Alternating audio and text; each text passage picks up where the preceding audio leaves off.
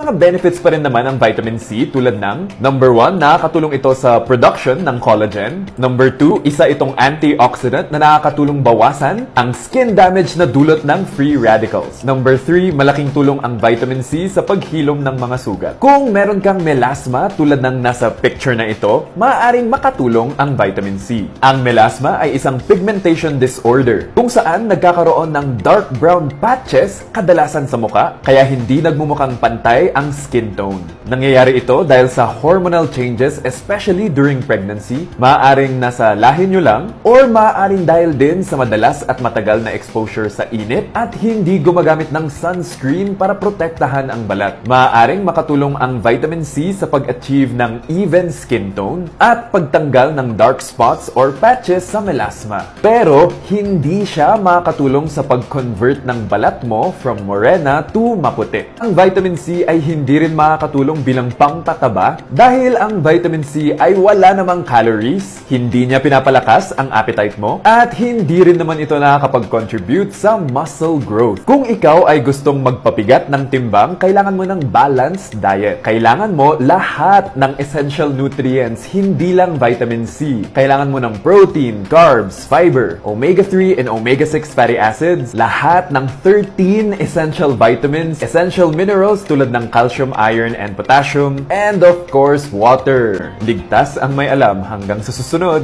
take care.